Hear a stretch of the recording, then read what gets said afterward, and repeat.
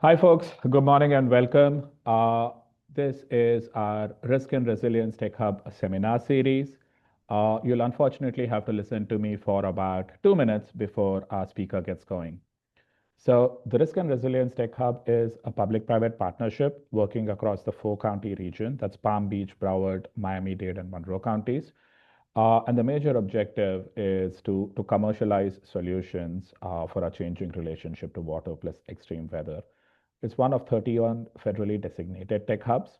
And the topics that Tech Hub Big Picture works on are next-gen concrete, workforce development, and governance.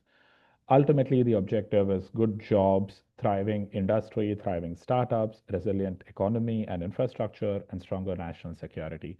So on the right, you can kind of see some of the items that we are working on. It's not comprehensive by any means.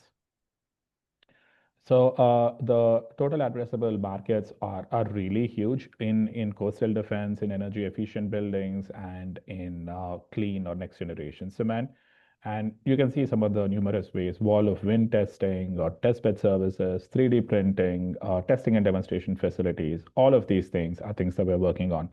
So if this is your first time here, we are very happy to work with you. Feel free to send me an email. We host these webinars every month with, again, the idea being that these will help commercialize novel materials and technologies that can help essentially the US be a safer place. So if that's of interest, please come chat with us. So today's webinar is going to be given by the brilliant Dr. Eric Koehler. He is Vice President of Innovation and Quality for Titan America. And he's going to talk about next generation cements for resilient construction. Before I let him talk very quickly, you can see the objectives of this seminar series. And this is one of the several different things that we do as part of the Tech Hub. But ultimately, this is about knowledge dissemination and helping startups and technologies commercialize their solutions. And you can see next 3 months schedule, and the speakers there are listed. The one thing I'd like you to do, please, is introduce yourself in the chat. Just say who you are, say something nice, or give us some nice information. And if you're interested in connecting with us, please put your LinkedIn profile in the chat. Thank you very much. That's all from me. And Eric, the floor is all yours.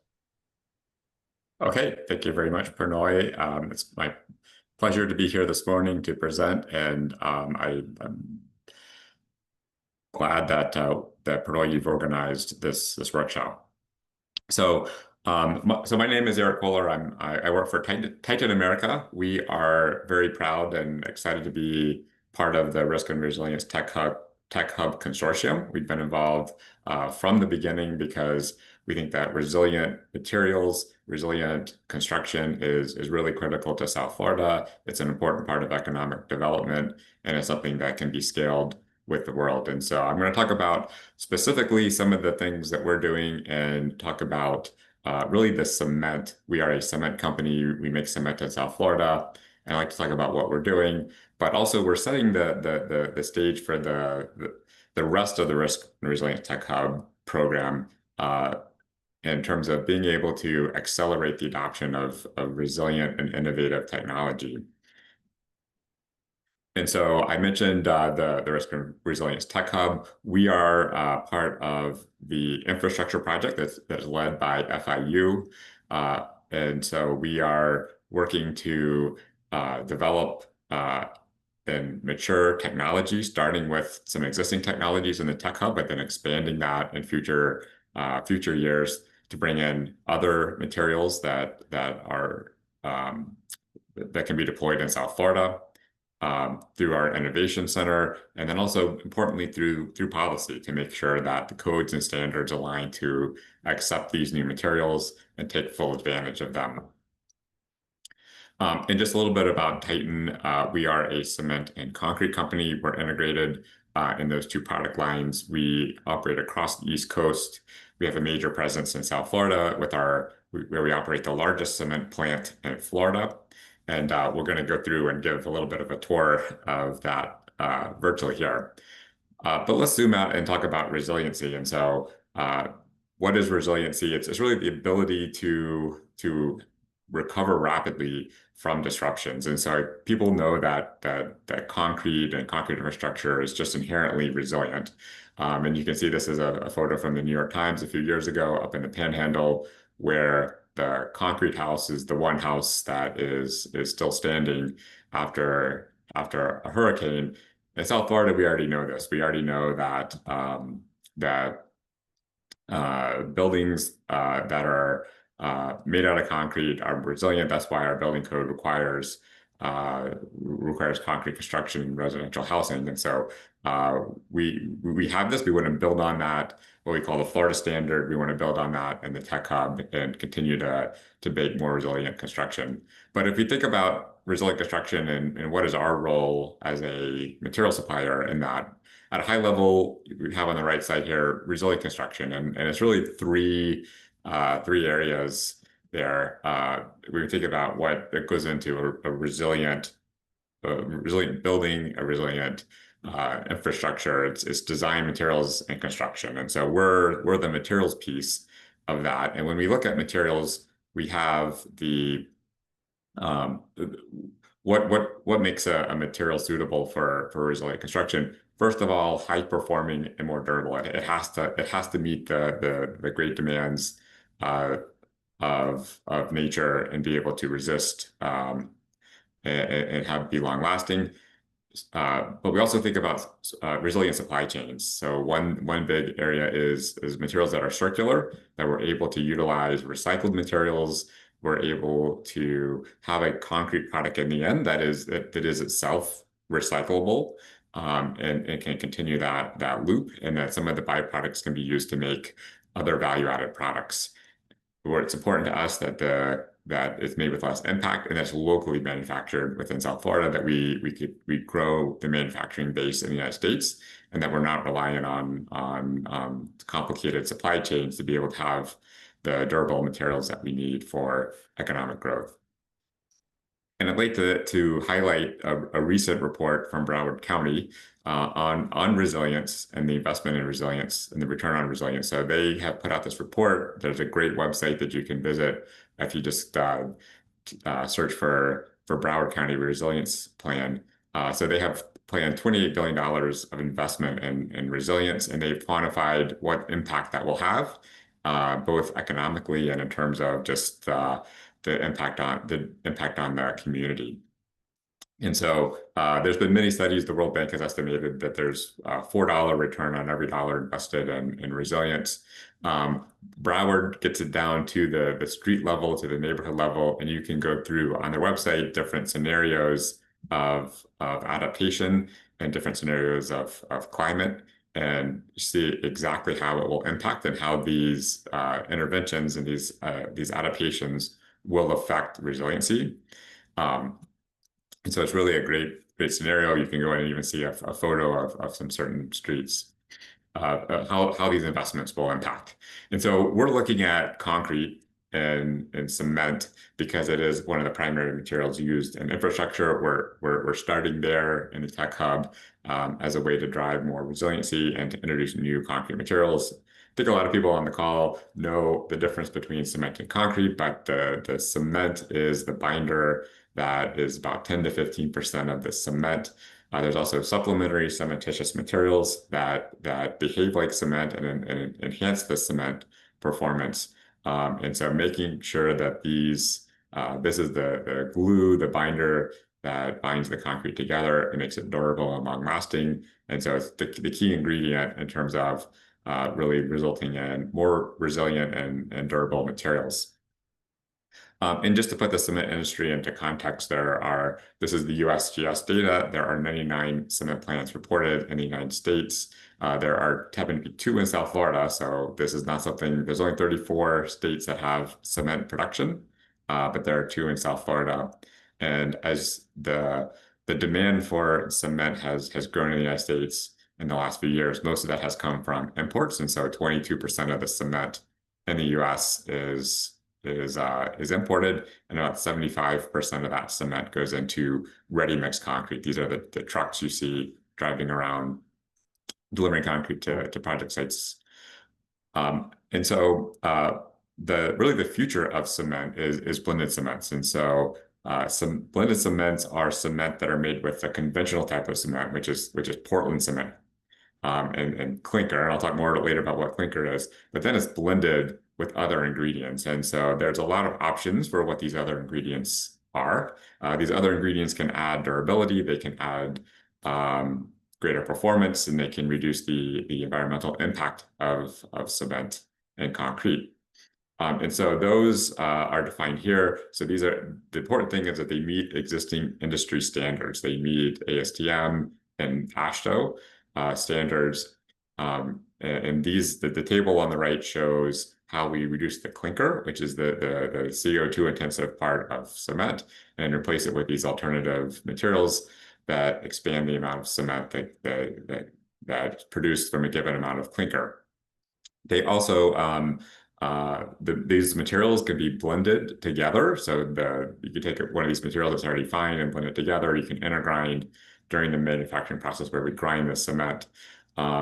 And this is part of a trend to have more performance specifications. So there's less restrictions on the specific chemistry and physical properties of the cement. And instead, as a cement producer, we report the performance test, which is much more relevant to the designer, to the end user of that concrete. And blended cements have seen rapid adoption across the US in the last few years. And this is just going back to 2021. Blended cements now make up 65% of cement that is utilized in the United States. Many states are 90% or above. And what you see is of those blended cements, most of the blended cement that is called this type 1L. So that's made with up to 15% limestone. We're seeing though more and more adoption of cements with other ingredients. And so going back, those are pozzolans and slags. And so I'm going to talk more about cements made with pozzolans and slag. So this is a type 1T cement that we're currently making in our plant in Miami and Florida. This is a 1T cement made with natural pozzolan. So the natural pozzolan is a volcanic material, and volcanic material, we source it out of the Mediterranean where our parent company is located. And this comes from where cement was originally, going back to Roman cement, it was made with volcanic ash. It was made with natural pozzolan, very different type of concrete back then, but this is really something that has thousands of years of experience as a cement, and is still being used today. It's still a very effective supplementary cementitious material and an ingredient in blended cement in terms of providing the strength and the durability. And so what you see on the main chart here is the compressive strength, and the 1T cement is blended with this pozzolan. And you can see we actually have higher strength at all the key ages, 1, 7, and 28 days. And you can also continue to add fly ash. So fly ash is the most widely used SCM in the United States.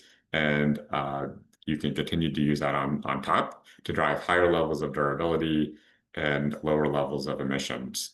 You can also see on some of these other graphs, some of these are the key durability properties that we measure with concrete. The surface resistivity is basically how does it resist the ingress of harsh chemicals like chloride and sulfate. And the 1T cement has performance similar to using 20% fly ash. And then you can see that by adding more fly ash on top of the 1T, you get even higher levels than are achieved today with the fly ash. And it's very important also the shrinkage, that the concrete has minimal shrinkage to be a strong, durable product over time. And you can see that it has very similar shrinkage profile to the type 1L cement. The cement is important today. This is approved by Florida DOT, and it's a product that we're manufacturing and utilizing it within Florida. It also meets all industry standards. So this is a cement that provides higher level of durability, equal or better levels of strength, and it's also something that meets the standards and can be used right away. Environmental product declarations are how we quantify the environmental impacts, the emissions impact of the cement manufacturing process. And so we have environmental product declarations for the cement itself. the blended cement is 34% lower CO2 emissions than conventional cement based on the unique chemistry and some of the alternative fuels. But ultimately, then that gets put into concrete, and then there are more EPDs in concrete that give you the quantification on a concrete mix level basis. One thing I want to point out with blended cements is that fly ash and slag, the most common SCMs, are derived from coal and from steel production. There's not going to be enough of these is the forecast going forward. We need new types of SCM, and so we're pursuing calcined clay as another source in addition to the natural pozzolan that I mentioned before. So calcined clay is a certain type of clay mineral that is available throughout the U.S., many states throughout the U.S. It's in North Florida, it's not in South Florida, but it's available in quite a few places around the U.S. You can calcine this, so you heat it to a temperature of about 800 to 850 degrees Celsius, which is much lower than the temperature, the 1400 degrees Celsius that you need to make cement. And you get a very reactive SCM that has superior levels of durability and strength compared to Portland cement. And so this is something that we're pursuing at our plant in Virginia, but we'll continue to see more of these emerging SCMs. At this point, I'm going to transition over and go to a quick virtual tour of our cement plant, and then come back and talk more about the future of resilient cements. So what you're seeing on the screen now is a full digital twin of our Pennsuco cement plant. This is located in Miami-Dade County. As you go through the turnpike, you no doubt see this as you drive by through Medley. And so what we have is a digital representation of the plant. We have the plant down to the millimeter, exactly what is there, and then we put this in a digital form. And so the entire plant is digitalized, it's run on AI, and we have very precise definition of what's in the plant. And this is key to achieving the durability. And so if we zoom out on the plant and take a look at the overall space, you can see here, this is the tower, the preheater tower for the plant where the clinker is made. Clinker is the main raw ingredient in cement. And then here is a cement grinding area where we blend in the clinker with gypsum, limestone, and the other parts that are in the cement. And then over here, this is the turnpike, as you see here, and then over to the left side, to the west, is where we mine the limestone. And so I want to go through, first of all, I'm going to go through just a quick tour of how we make the cement, and then I'll go through and talk about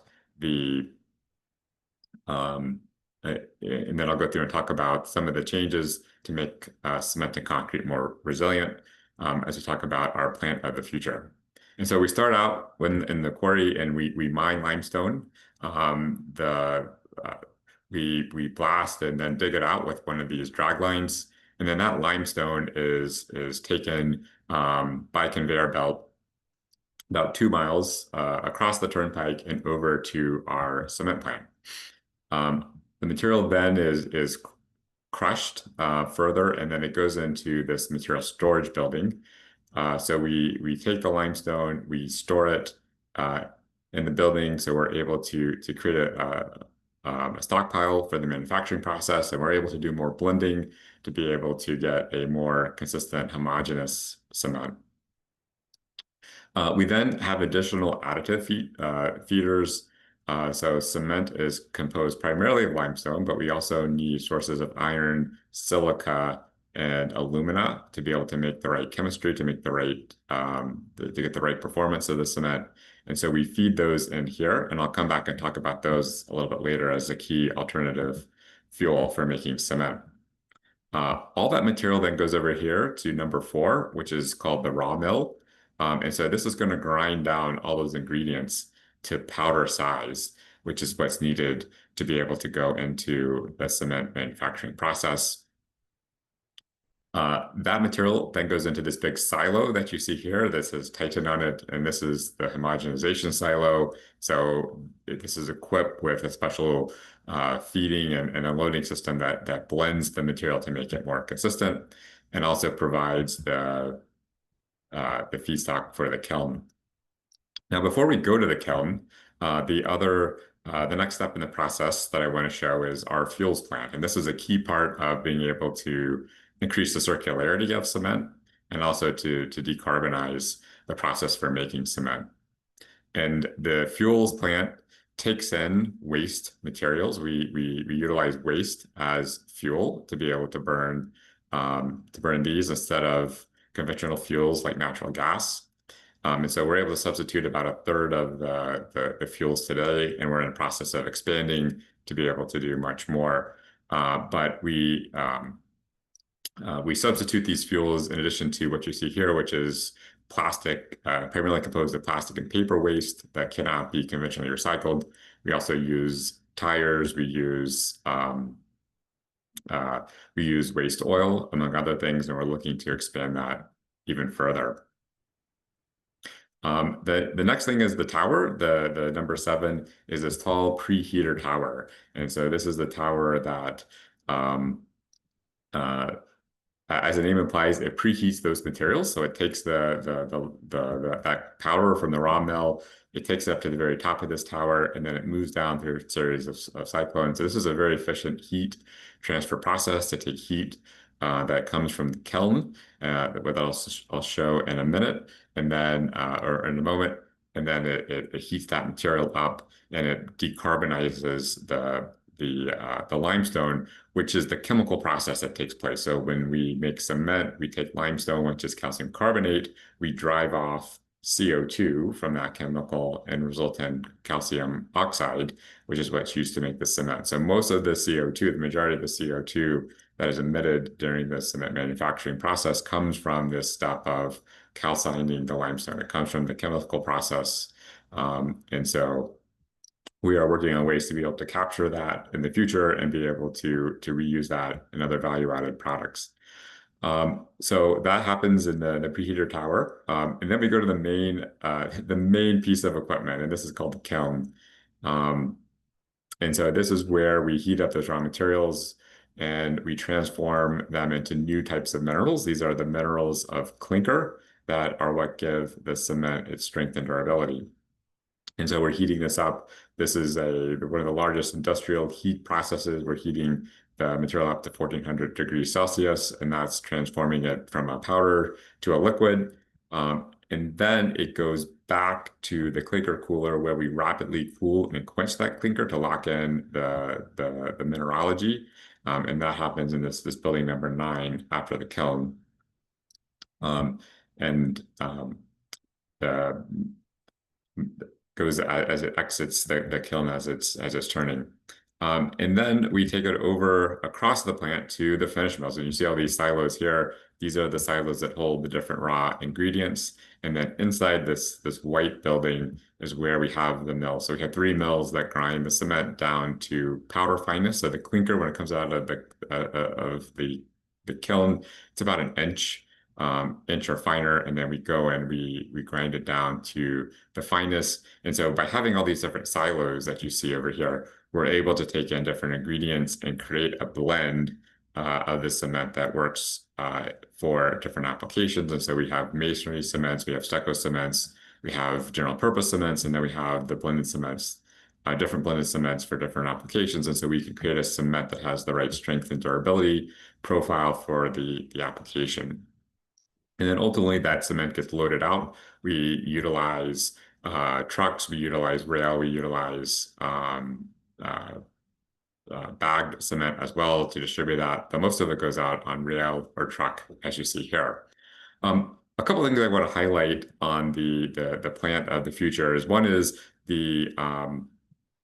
and where we're going. And so I think the plant in 2050 is going to look a lot like the plant today, but it's going to have a lot of process on the inside for how the cement is made. And so a couple of things that I want to point out is that our control center over here is more and more digitalized. That allows us to get more output from the same plant, the same amount of energy, and that's an important way to decarbonize. I mentioned before CO2 capture and storage. So this is something that we're working on, and there's a number of applications for CO2 that can help to justify capturing the CO2 but being able to utilize it elsewhere. We also use alternative fuels, as I mentioned before, with our alternative fuels plant, and then also looking at using greater energy efficiency through things like solar energy, through hydrogen, and through waste heat recovery. And then ultimately, we'll see more and more tailor-made cements that utilize things like recycled raw materials and other novel materials that are able to improve the strength and performance and circularity of cement. Um, Turning to the alternative fuels, I mentioned today we utilize tires, we utilize solid waste. This is the paper and the plastic. We utilize used oils. We're also working in other plants that we have around the world. We use dried sewage sludge, which is a very energy dense material. It's also possible to use organic materials like sawdust, yard waste, and other woods. And then in terms of alternative raw materials, we're also able to utilize things like coal ash, which is derived from coal power plants. We use a lower grade in order to make the cement. We're able to take in a lower grade than what's utilized in concrete. We also use things like mill scale, foundry sand. We take from the water treatment plants lime residuals that are able to take a byproduct. We also use gypsum that comes from from typically power plants from their sulfur removal process, and we're able to use those as gypsum, which is a set that helps to control the set of the cement. And then coal ash, a concrete grade coal ash, ground granulated blast furnace slag, and electric arc furnace slag are things that are not used at the Pennsuco plant, but are utilized throughout the cement industry and some of our other plants. So we take in a significant amount of alternative materials, both in terms of the fuel to burn the cement and also to manufacture the cement. And that's a key part of the circularity and the resilience of our product. And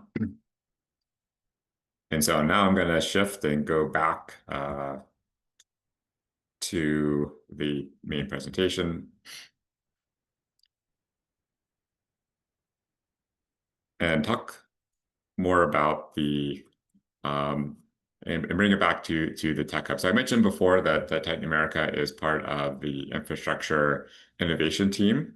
And when we originally laid out this program and this project a little over a year ago, we thought about this from the perspective of introducing innovative materials in the cement and concrete industry, and what are the lessons learned? What are the things that we would like to do differently? And so we broke that down into a couple of tasks and deliverables that we're working on as part of that. And so one is the policy gap analysis. And so Pernod, myself, others on the team work at the national level to develop modern codes that allow more of these innovative materials, but that needs to trickle down to the local level. And I mentioned before that we have the Florida standard that for wind, for hurricanes, our region is recognized as the leader and has the Florida standard that's recognized around the U.S. as leadership, and we want to do the same thing for resilient materials. And so we want to update the codes and standards at a local level that allow the use of these innovative materials and can be a standard. And so if you have specifications that you would like assistance on, you can email the Tech Hub and interested to get involved in that. The next is demo projects, so incorporating these new materials. And so oftentimes construction projects want to use the same thing that they used on the last project. Even if their specifications are updated to allow it. And so we're working on a process to be able to incorporate these materials in the demo projects, starting with materials in the Tech Hub, but then that will open up to a lot more in year 3 to 5 as we allow in other startups, other materials that help enhance resiliency and durability. And then we're working on workforce development because we believe strongly that a educated workforce that can utilize these materials effectively is going to really help significantly with the acceleration. And so in terms of the workforce, we've identified a number of personas. One of the big challenges in the concrete construction process is that there are a lot of people that get involved in deciding and influencing what type of materials are used on a project. And so you can see here this kind of spider web of people who are involved. And we want to focus on really three main ones, which is the owner, the designer, and the contractor. And so the owner, they need to know what is the return on resiliency. They need to be aware of that there are options out there for increasing resiliency, but they're not necessarily going to choose the final technology. And so we need them to be asking their designer, their architect and engineer to be able to specify these things in. And so it's important that the architect and engineer know what these technologies are available and that they allow them in their specifications. And so we've seen specifications where they ask for more sustainable, more resilient materials, but then the specification requires the use of an older material. So it's important that they not only ask for these new materials and technologies, but they also allow them. And then lastly, the contractor is the one that makes it work in the field. And so the people that you see on the screen behind me, behind the graphic, these are the people that are really critical. And what we call flat work is these slabs that are used widely in manufacturing, logistics, and data centers. That these workers are trained, that they are able to adapt and use a wide array of different materials that are innovative and new. And so we want to target them as well with certification and training programs. And so I think having the entire concrete construction value chain activated to be able to utilize innovative materials is really the outcome that will drive ultimately the use of new technology to be able to create more resilient construction. And so with that, we're very excited. We have 4 more years left on the risk and resilience program, and we're very excited to work on this to accelerate the adoption of new materials that enhance resiliency. And so thank you again, Pernod, for the opportunity. Thank you all for coming, and happy to take any questions now.